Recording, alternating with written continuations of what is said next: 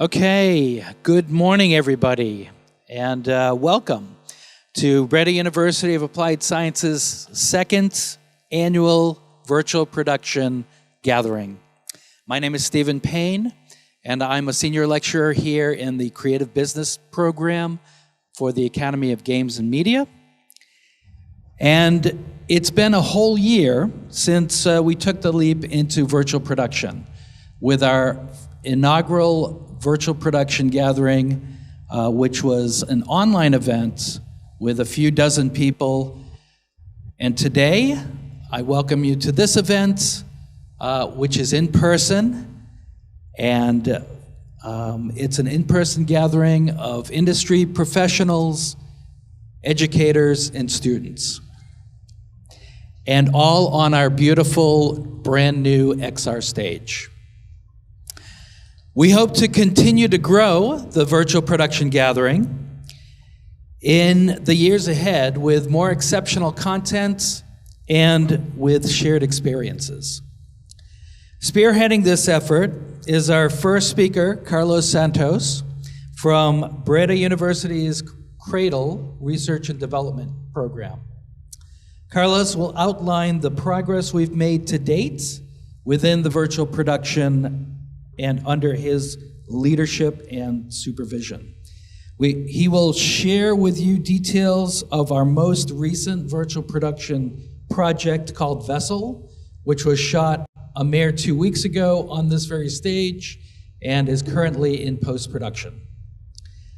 Next up, we're happy to host Yasmin Najim from Painting Practice, which is an award-winning design studio working across film, broadcast, and advertising, and based in Cardiff, Wales. Yasmin will be discussing virtual production in pre-production, which is an often overlooked but essential tool. After lunch, we'll be joined online by Jordan Thistlewood of Epic Games, developers of the newly released Unreal 5 game engine. Jordan will discuss filmic storytelling through games technology. After that will be Roelof Bouwman of ROE Visual, providers of our beautiful LED wall, and generous partners for our university. Roelof will present Working with LED in Virtual Production Technology. Our next speaker also comes to us online from ARRI. Stefan Solner will discuss usage of ARRI cameras in virtual production environments. And lastly, Noah Cadner will join us online from Los Angeles as our keynote speaker. You may know Noah by virtue of his insightful 2009 publication, Virtual Production, the Virtual Production Field Guide, a beautifully curated collection of interviews and insights developed during the earliest days of virtual production techniques. Noah will speak to us about new workflows and new opportunities in virtual production. I'll close this brief introduction with a couple of housekeeping announcements. Guest Wi-Fi has been set up. You can see the credentials at the top of the screen. So please feel free to sign in. Coffee and drinks will be available in the sports bar next door, as will a buffet lunch served at noon.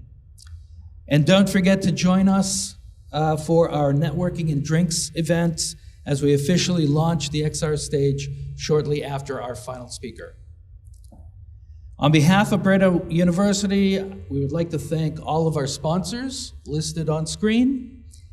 And we hope today to inform you, to excite you, but most of all to inspire you with new possibilities and new perspectives.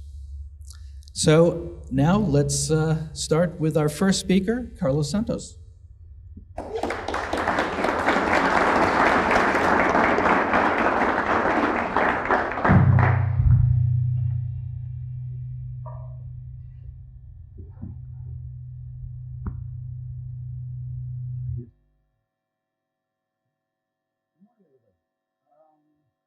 for joining us.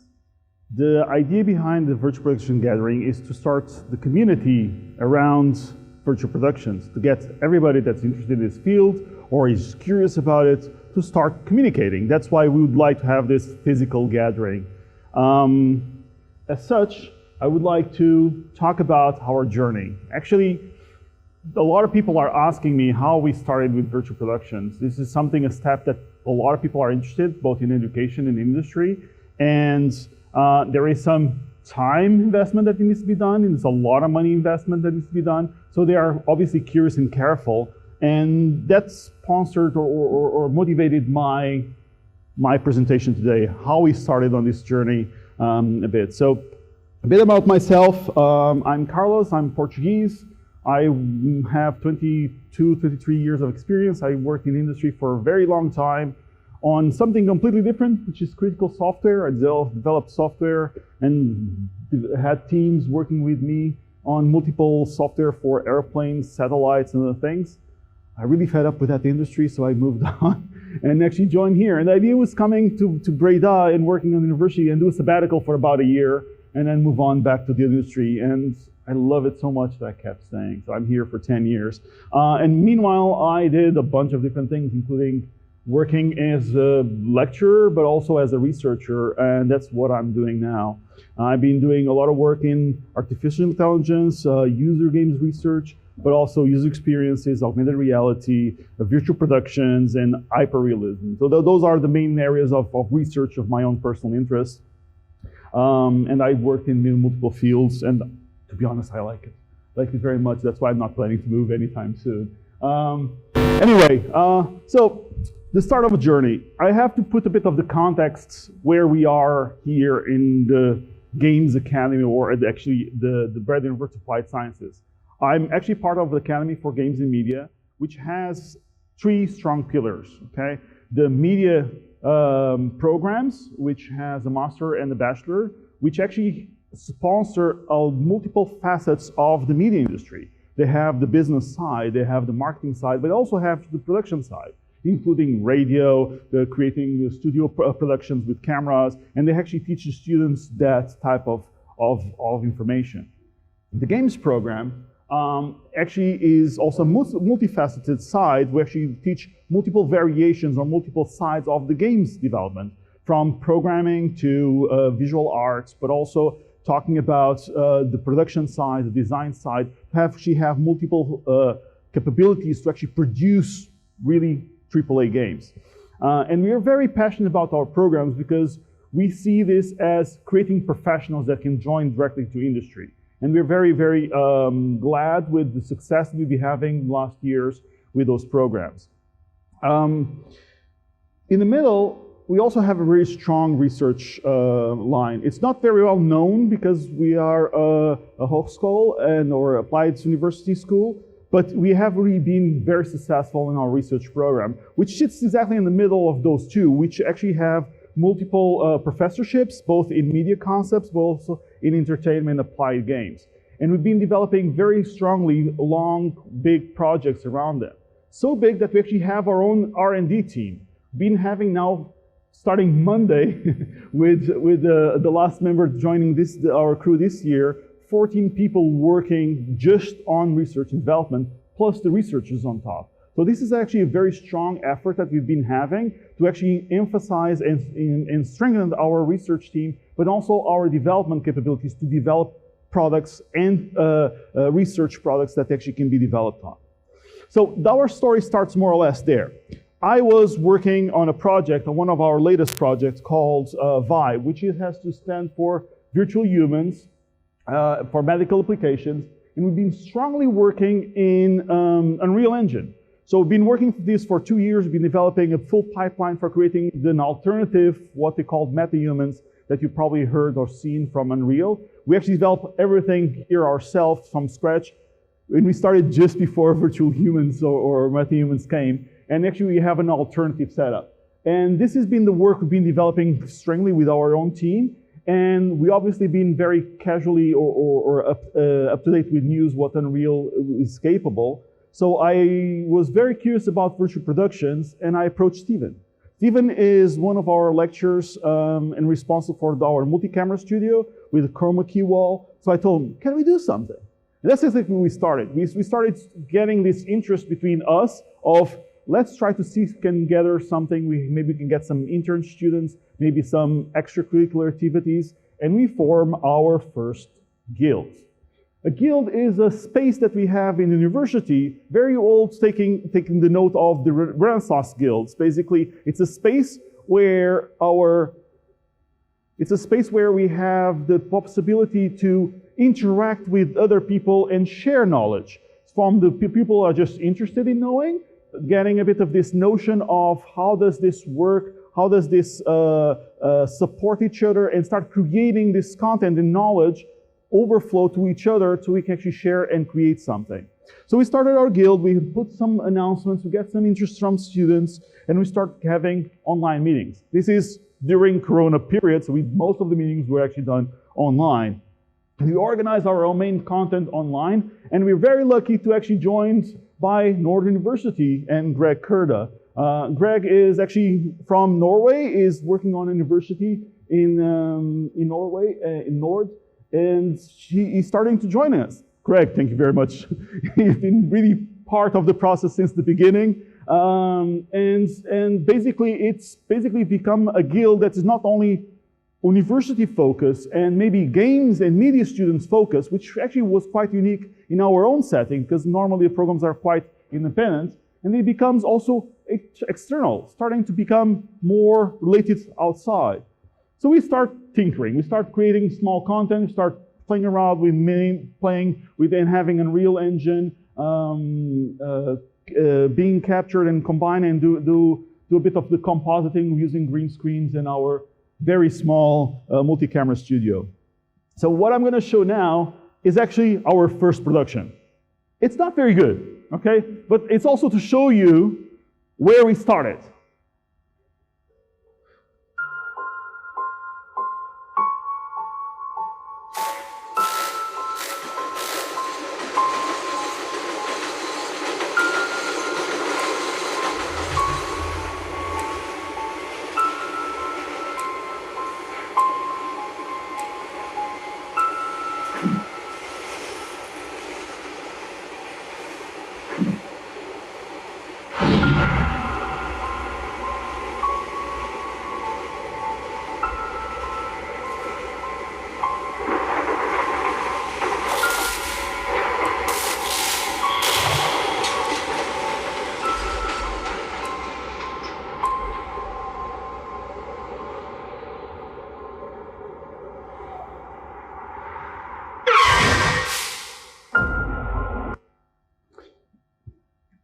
So, when we built this and created this production, there was a bunch of different logistical challenges. First, this was our first time doing it, so we didn't know what we were doing. Second, all of this was extracurricular activities. We were doing this on our own time. This was not graded, so all the students that were actually joining us was just for pure interest. And there is that possibility of doing that in-house, and we actually motivate our students to pursue that, but that also limits because it's based on their free time. The studio at the time was actually very busy. Normally, some of our students actually fly abroad to Flagstaff in the US or to UK to actually spend some time doing an outside of campus training where they actually train different things in terms of studio, because our studio facilities are quite limited here, and we actually motivate the students to actually become international, talking with other people, talking with other things. So every year, our media students, or part of them, go abroad. Because of Corona, that didn't happen. So the studio was extremely busy, and we had very limited access to the studio. And we had no budget, or very low budget, and very minimal equipment when we started. So this were mainly the logistical challenges, but also we didn't shy off of a bunch of different technical challenges, which basically we did camera tracking, we did real-time compositing, because we didn't know how to do post-production. We did multi-layer compositing, and we did synchronous light transition. So when the cart goes in the tunnel, the lights transition. and we had animated syncing characters. Like, why did we did this big of a step? It was too much, but we did it, and it was fun. It was really fun to do it. Lessons learned, our space was really, really small. That limited our tracking. The camera tracking space, it was literally 2.5 meters by 1.5. It was really small. And lighting is really hard. If we have learned something, there's something really wrong with that hair. If you see it, it has a bunch of green tint on it. And this is because of the wall and the lighting settings that we had. Basically, our wall, it's a green wall, but we have to make it uniformly green, so we have to light it properly. That means that we have what we call chroma spill, which is this lighting that bounces from the wall and reflects back. So every white surface, every reflective surface, you're going to be noticing that. And we can do a lot of post-production work to actually fix that, do color correction and all of those things. But to be honest, we didn't have the manpower to do it, and that's how it became. But also, we noticed that audio, it's incredibly valuable. Like when you have the train moving and we have all these things going and you have the posts going by and going into the tunnel, it really creates this environment. And Greg, once again, he's been our sound engineer and audio engineer because he's been working really hard. The other thing we've noticed is that the depth of field, we have to work much, much better on it. To have a bit of an idea on actually how we build it, this setting we had just actually put the rails of the dolly on the ground. We put the dolly on top with a cart. We actually had a lever that literally shake it, the rails, and everything bobbed a bit. That gives us the motion of the train. And afterwards, we just composite everything in real time. That's how we shot it. So it's going to be showing a bit. So Theodore here is actually shaking the rails, and we do the composite with 3 layers. So we have the background, the main composite, and what we capture from the camera, and the front layer in Unreal, done in real time. This is actually what we got, and very little was done afterwards for this. Meanwhile, we started creating the virtual productions gathering that Steven mentioned. The idea about the virtual productions gathering is to actually get more people involved. We saw that this is great. We saw a lot of people that was going to the corridors and start seeing what we've been doing, very interested in knowing more and getting a bit more involved, but didn't know exactly what virtual productions were. So basically we said, well, let's arrange a small set of guest lectures about virtual productions, make like a small event around it, get some people involved, some students involved, and we did some announcements internally. And we noticed not only internal people joined, but a lot of externals. And we didn't announce it. We didn't put it out there. We didn't say anything about this to others. And we have people from Singapore to Austria and from Germany joining us. And we're like, what's happening here? So we said, well, maybe it's a good way for us to encourage. It's a really good encouragement. It's a good way for us to get feedback. And I think the community around virtual productions does not exist in this part of the world. Let's start it. Let's see if we can go. And that's one of the big motivators that we got at the time to actually continue, but also to have a place for us to grow internally. And we start wall searching. We thought that if you want to continue this path, we probably want to look at creating a bigger wall, having this proper volume set up. So we went to management, we went to management, starting, we need a wall and the space and this and that. And no, no. So we discussed budgets, we discussed options. We went for companies, we got starting to get quotations for walls and starting to get information how that would be possible, where we can host it. And we got lucky, really lucky. ROE Visual was the partner we were looking for, and we are extremely grateful for whatever they're providing to us. They are top-notch technology. They have 100% guaranteed assistance. They're always there for us. And at the moment, they're being great because they will not only be able to supply a lot of our equipment, they actually sponsored a lot of our equipment as well. So we had an agreement with them. Whatever we create here would be able to be used also for their marketing. Whatever knowledge that we gather will be helpful for them, but that's very little compared to what they offered us. And I'm really grateful of what they provide.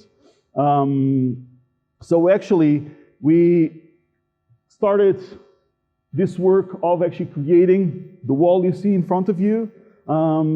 We still had to do a lot of the work. We actually had to do and fit the room itself, because this was white with nice paintings, and we painted black. People are not very happy about that.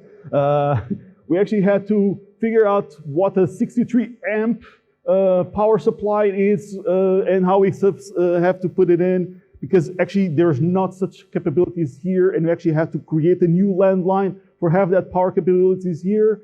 We had to look into PC and computer requirements, the truss system, the ballast to hold the wall, the installation and scheduling, all of those things for cranes and other things. And that was just setting things up here, because the work started afterwards when we actually have to learn how to operate the wall. Again, ROE Visual would been amazing to help us installing all this on spot, and took us about 2.5 days to get everything up and running. So, this was the first step of our journey. Now things are becoming a bit more serious. We had a wall. We have to learn how to use it. And our motto is, learn by doing it. And again, we were very lucky with our ability to connect with industry, and we got hold of Iron Films. Actually, they got a hold of us. Iron Films been an amazing partner with us. They've been helping us learning how to use this properly, because they have a lot of experience with it. But also, they've been joining our guild every week, giving feedback to our students, giving us the possibility to actually work, get their feedback as industry and their learning moments to actually support our work. Our students are directly in contact with them whenever they need. Also, we started a new project called Vessel. Vessel is a 2021-2022 year-round project. We have media students and game students working together to create a movie, a short film. It's going to be from script to publishing, and it's going to be a year-round project, and they have to do everything. They have to develop their environments, they have to work on the characters, they have to develop vehicles, they have to create and manage all the production, they have to do actor hiring, costume, set building, sound, managing budgets, including a GoFundMe, and lighting, filming, everything. This is the best way for them to learn, because they have to be involved with the full process. So this is something that we currently are going on. It's something that we have actually been developing. We have students actually working with us, and we're really proud, well, if he finishes it, that we're going to have the first virtual production savvy students graduating this year, okay? Which will already have about 1.5 years of experience of doing virtual productions. This is more or less when we started. So I have some insights of what we already have. It's still in production. We still don't have a lot to show, but the filming that we did here, I already have some insights to show. One of the things that is, the wall is great. I can tell you that. It's not everything, though. For example, hard shadows is something that is going to be, it's difficult to create with lighting, because we have really big panels and diffuse a lot of the lighting. So hard shadows are really hard to come by, and you still have to use extra lighting and then traditional studio lights to actually provide that feedback and that information. So we actually, on this setting, well, I should play it, because you can actually see what I'm talking about. In this setting here, we actually use a lot of the panels that we have on the side to actually create this rim light. We have this really reddish environment, and we want to have this environment where you have the wall providing that feedback. The thing is, there is this hard shadow still happening, and those need to be provided by extra studio lights.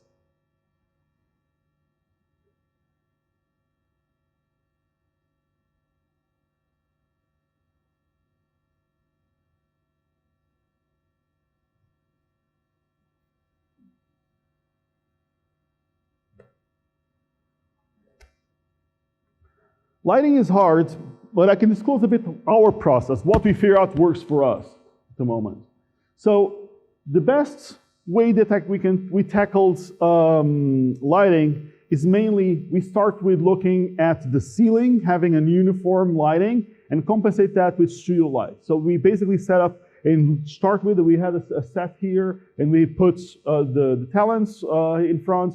We uniform the light to have this tone already, and we compensate that with a harsh light or more strong lights on the spot, so we have a bit more the shadows there. And then we work that part. And then afterwards, we looked into the virtual side, all the background on the real scenes, and then we start compensating that. So we start to matching the Unreal Engine virtual scene to what we saw on the front to get that uniform look to it. So that was mainly our process of doing it. At this specific setting, you're going to be seeing this bobbing of the light. That's actually, we can do that through two ways. We can do it through DMX controls, which actually have automatic control over the light. Or if it's not difficult to reach or not difficult to match, literally have someone moving the light and intensity at the moment. That's exactly what Elle is doing here. To actually match this bobbing of the light that we see in the background, we see the virtual scene there, changing the light intensity, and she's doing the same thing manually with the lights. And it works quite well. The other thing is that we also use it as a green wall. So this is another scene where we have this monster coming up, because game students love monsters and we have to include them in every single production that we create. But this time around, when we actually went to the studio, everything was set up, everything was ready. The character was not ready. He didn't have fur. So the fur problem, we had a fur problem because it was not fully developed. We still filmed it, and we still showed the actor how it looks like, but actually refilm it afterwards, also with a green wall. And you can already see the difference between what we have here as the green content and what we had before. All the lighting on him is still the same as the other one.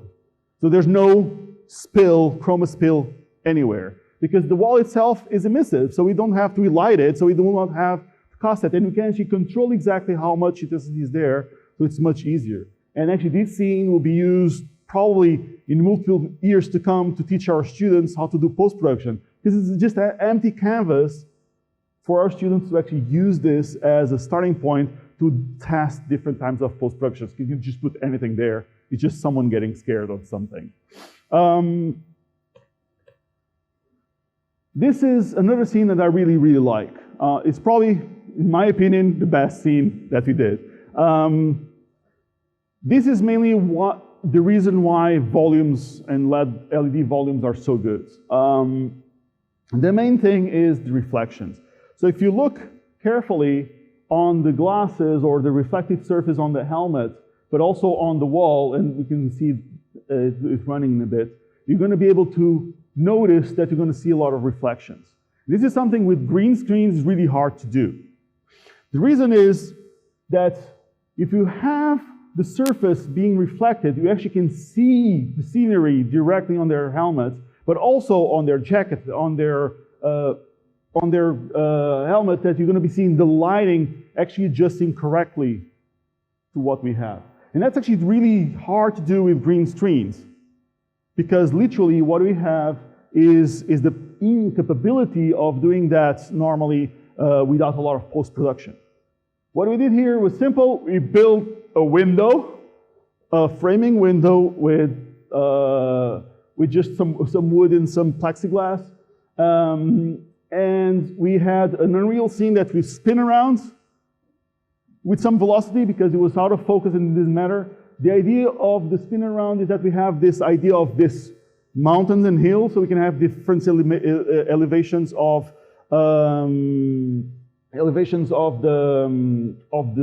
the color scheme that we see on the character. We have matching with the ceiling, and we just filmed it. And it was that easy to create this type of scene, which with other techniques would be really, really, really hard to do. This was another scene that we created that we feel particularly proud of, which is this shot. And I'll try to give you a challenge, which is, can you figure out where the real prop set ends and the virtual scene begins?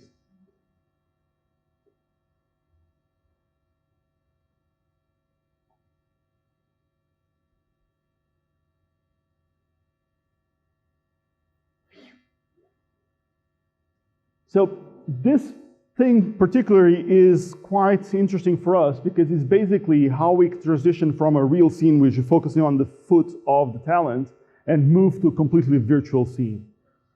And if you notice, it's actually quite hard to detect. I know where it is because we were building it, but for most people it's really hard. And on a movie scene or on a short film, it's going to be really hard to do. We actually use a specific technique called photogrammetry. Well, our students and our lecturers did, which we have a lot of experience using photogrammetry. Again, we have our characters that we developed with photogrammetry. We've been quite known about this type of technique. We actually take a lot of pictures and create 3D models. So we actually took props that we had on the set, like bones and branches, and we scanned them. We actually took a lot of pictures of them, create 3D models out of them, and then integrate them directly on the real engine scene.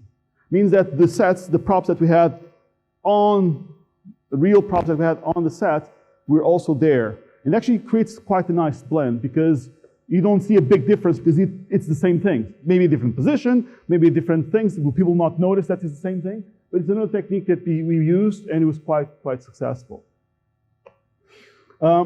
The other thing that we had some interns working on was a light management tool. One of the problems that we had is that our media students, which have have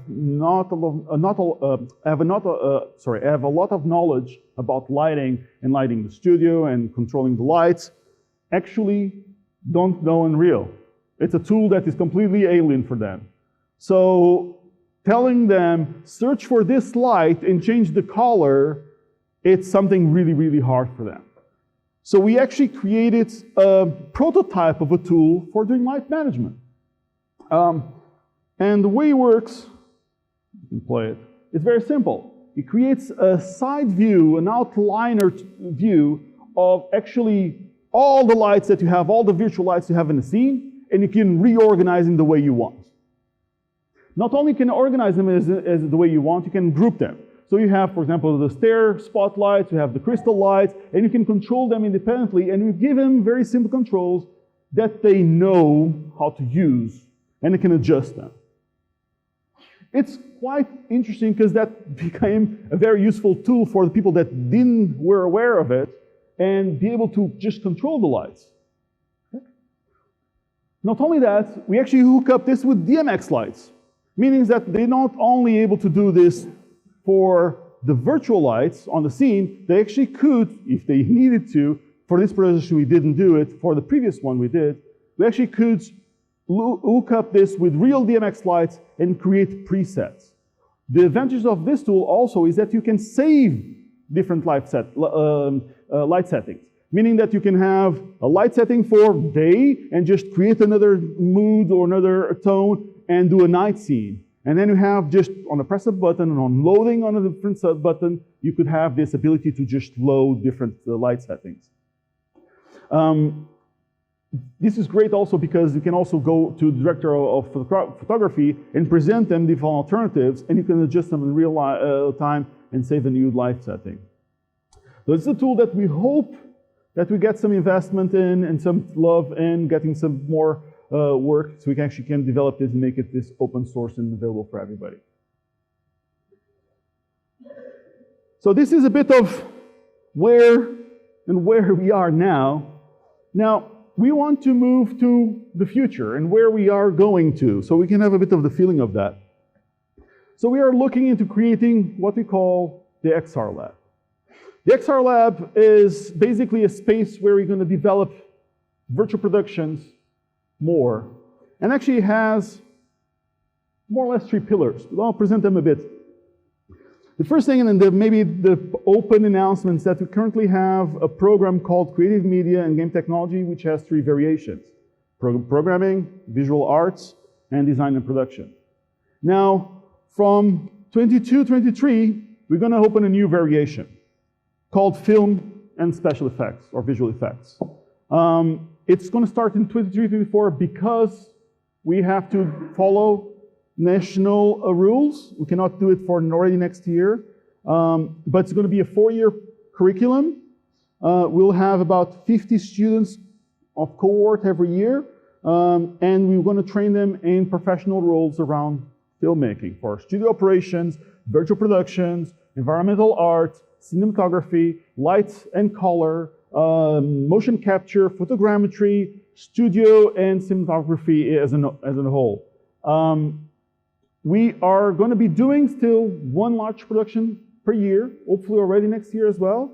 And I'm really glad that Theodore is going to be our first graduated student on media that has a lot of that knowledge. And hopefully some of the students will follow up afterwards. So we have some other intern students that have been helping us out doing the production work, understanding how does this work, and they will probably graduate next year. And we hopefully have already a starting flow of students with these capabilities already to industry starting already this year.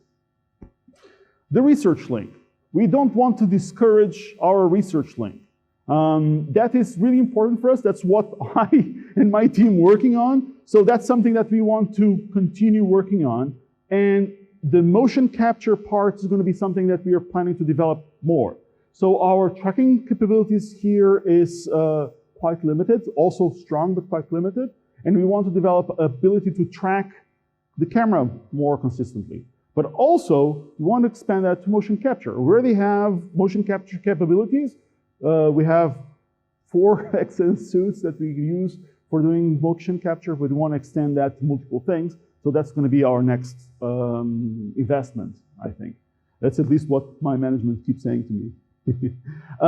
The other thing is we want to continue our tool development. We want to have, I think this light management tool is something that we feel that it will be a very good benefit for industry, making everything easier. We've been discussing with APEC the possibility of working with them in other companies as well to make this as part of their tool set, maybe working towards working with other companies and make this happening. So this is currently what we are looking at is to make sure that this prototyping tool that we have, still a bit rough around the edges, but it works. We saw it, the utility of it. So we want to see if this reaches out to the open source, making it open source and reach out to the industry and have other people working and using it. We already have a redesign of how it will look. We already have an ability to know what works and what doesn't work. We wanted to push it to also post-process volumes because that's something that's really interesting. And I think it's quite useful when we're doing this type of work. So that's our bet. But also we want to look into publishing. Publishing production documents. We've been using a lot of documents, believe it or not. Thank God from our production students that can help us out with the process, the shot list, the call sheets, all of those things are hard. And some of the industry already have them, other ones don't. I'm not saying we do it the best way ever, but we have them, so you don't have to come up and start from scratch. If you make them published, maybe public, maybe you can actually use some of those resources because it will be easier for our students in the future when they graduate, they can bring that knowledge back to the industry as well and just use the same processes that we have here. Again, can be changed, can be altered. It's whatever is required from your own particular parts. Then external link. We've been working with ROE, we've been working with Iron Films, we've been working with APEC, we've been working with NORDS as an educational institute, and there's a lot of others starting to reach out as well. We want to create long-term partnerships. We want to share resources. We want people to use our facilities. We want us to connect and know, understand the skills, but we also want to share it. That's why we are an educational institute. We don't have a good or we don't have a ideal setting for getting money out of it. We know our business is literally training professionals. So that's what we are hoping to get from industry, and that's why we created the Virtual Productions Gathering, is to start this community. And hopefully, will be the leading motivators from them, because this is also on our own interest, because our students will be working on it in 2 or 3 years' time. That's the idea behind it. So you want to spark that trust, that ability to have companies collaborating, talking, and we hopefully be part of that change. So in short, we're going to start an educational program on this area. Hopefully we can continue working on this research side and publish and share our knowledge. And we hope to get industry involved on this. So please, get involved.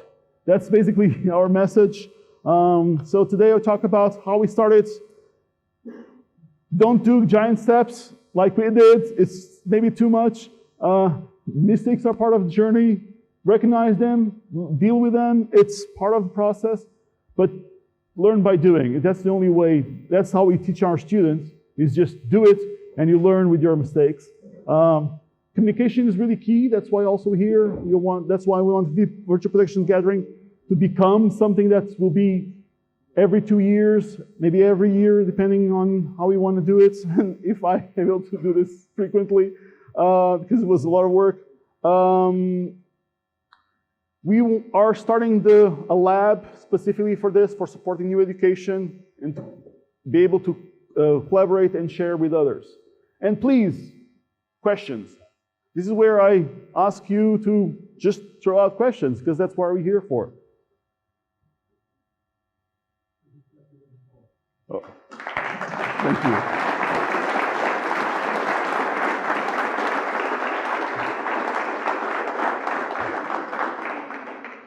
Thank you. Where's the mic for questions? Well, damn. Is there any questions?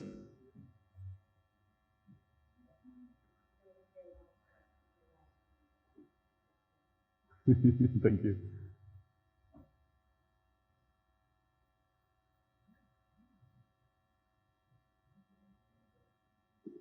No.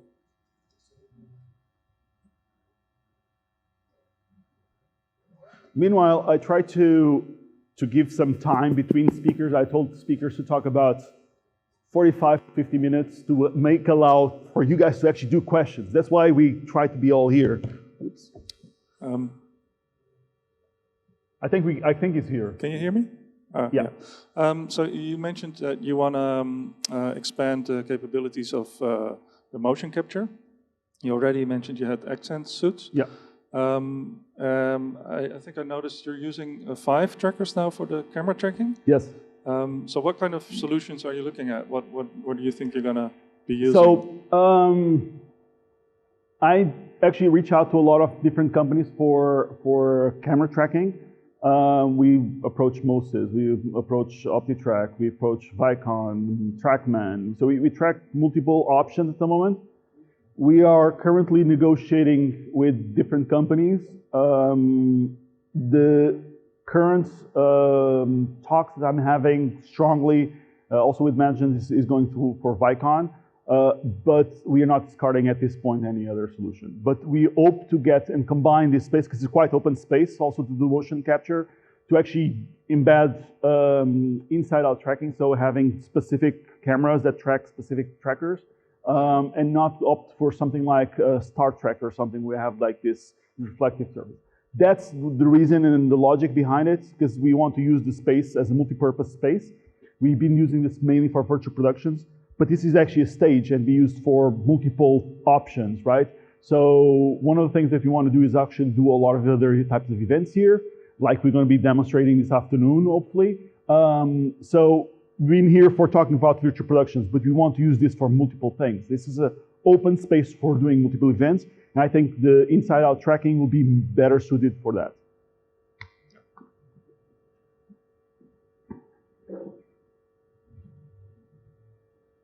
There's another question here.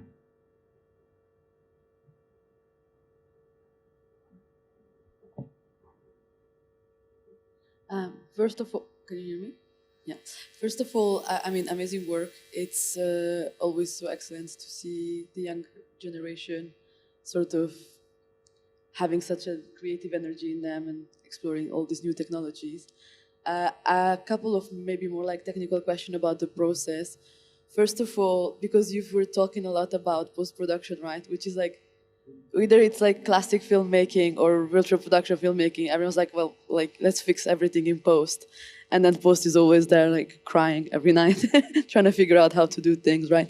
So at what point were you thinking of, or did you pre-visualize things, or will you pre-visualize things in other things? And sorry, just so I can get them on. And another question is, when you were filming, because of the spilling of the green screen, right? So could you control the intensity of the green screen? Because normally, depending from the cameras that you use, you can get some tools that with real-time rendering show you how much green spilling is happening, and then adjust the intensity. So how did that work in that regard? Thank you. So for the first question, what's our process and how we did pre-visualization, etc. So we started with the script, and then we moved quickly to what's possible, what's not possible, doing a bit of a pass on the technical side, and to create a shot list. Then we actually used Unreal Engine to create the shots. We started with literally pen and paper, just drawing it out, putting on a timeline, and then we start replacing with assets, and we have our our game students creating already the environments, landscaping, white boxing. It's a very technical term for games, because you basically start building with a level and just put white boxes. This will be a church, and that will be, which is just a white box. And we're just creating a white box of things. We start creating highlights characters, and because everything is Unreal, we start replacing assets. So we basically, the asset is now done or modeled, but not textured, just place it there. And everything in Unreal became the backbone of our development process on that side. And we start building on top of it. When we film, etc., we had a really good understanding of what the shots we wanted. But also we had, we rehearsed every single shot before the talent came in. So the pre-production side and the pre-viz was really important for us. Because it's required, like the talent came in 3 days, we done all the shots, we had everything prepared, the lighting was set up, the work was there, and they basically moved shots, and they were able to create like 5 or 6 shots per day. For the second question about the green spill, etc., we are amateurs at that point, so we didn't know what we were doing. No, we didn't use any techniques, and we actually didn't have a lot of equipment back then. And so we were just winging it, literally. We tried to adjust multiple settings and look at that. We also analyzed a bit of the green screen. We could already see it, that was going to be a problem. But we were an extracurricular activity, and like, let's just do it, otherwise we're going to spend another 2 days or 3 days. And the studio time was being used by our students because of Corona. We actually tripled the number of students that normally use that space, and we had 3 days to do everything. So it's like the first day set up, second day try it, third day shoot. That's it. And then we wrap up, and then that's all we had. And luckily, our intern students and Steven did a lot of that work. But for us, it was a completely alien process at the time. So yes, we could have done it 10 times better. But again, we did a lot of things at the time that we didn't know what we were doing. And I'm happy that we did it, because we learned a lot. More questions?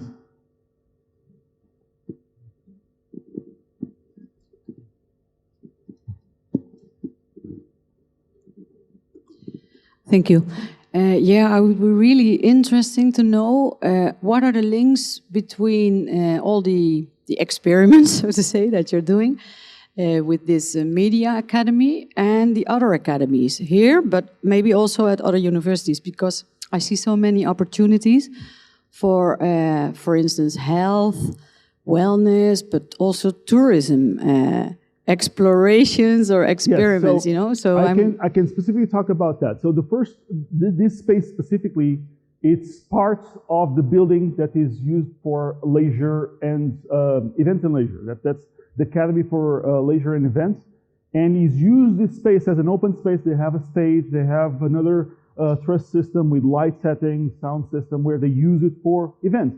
And events like theater, like live music performances. And they're used to actually use that space for doing that type of work. And we're going to be talking about that a bit more on the XR launch. The setting is that we're actually going to be using this for, yes, for all the academies. This is a public space, and even about a week and a half ago, I actually sat down with lecturers of leisure events and told them, like, this is what you can use the space for. You can do virtual tours. You can jump into India in an instance, and you have the feeling where you're there. You can actually go, because there's a lot of guided tours, like 360 tours, and you go to Efteling and you can sit there and analyze why the restaurant is there, why is that, and actually have a breakdown of the environment with those students where they analyze those. So yes, we have a lot of opportunities. There's a lot of things we can do with this. So we are exploring those as well. It's not our field, so we are trying to connect with others, get the other ones involved, so they can explore it by themselves, and we can facilitate, or we can jump and give you the first instructions, how to turn things on, how to connect the computer, and then they can explore the options by themselves. So that's what we're currently doing. In terms of external connections with other educational institutes, we've been talking with other educational institutes. We're open to it. We have a lot of people reaching out to us to come over, want to check, want to know how we did it. And that's why I also did a bit of this introduction of where we started, why we did it this way. And we see a lot of potential opportunities for research, for education, for partnership. So we are open to it. Okay, thank you very much. Any last questions? Harold.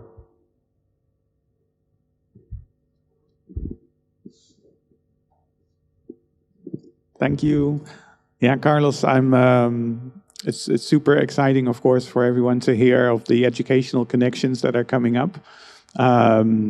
I can imagine people in the audience here and watching online, teaching at other universities, perhaps thinking like, oh, wow, it sounds great, right? That you have groups of students from different curricula working together on a big project, but then they start thinking along the lines of teaching obligations, like formulating learning objectives, and how do we measure whether certain competences are being learned and everything, and how do we fit everything together? And it might be quite daunting because, that whole project-based learning setup then changes the way these teachers help students learn, right? The whole format of education is changing. Can you reflect on that a little bit? What does it mean? Yes, I can. So it's a learning process also for us. It's a new process for us, but I think the goals are still there. The goals for the students is not about using the screen or using a specific camera or the setup. This is a tool. The screens is a tool that they use to create specific environments. And there are other things that they also learn with this. The virtual shots that we create has nothing to do with screens, and there's real shots, like when you film just the feet and stuff, like we have the shots, that has nothing to do with the screen. I think the goal is they learn the techniques, they learn the process. And yes, it's a challenge. It's a challenge for us because it's a new technique. Nobody knows how to use this properly. There's no big tools that allow us to just click a button and be done. Maybe in a few years, but at the moment there isn't. So just be critical about that. Understand that communication is key. It's about the production process. It's about the things are ready in the right time, if the assets are created, and make mistakes. Let them make mistakes, because that's how they learn. So I think that's the main focus of things. Make sure that you get a good team of people that are encouraged and motivated to work on this, because that is half of the battle. Thank you. Any more questions? Okay, thank you very much. Yasmin, I think it's your turn.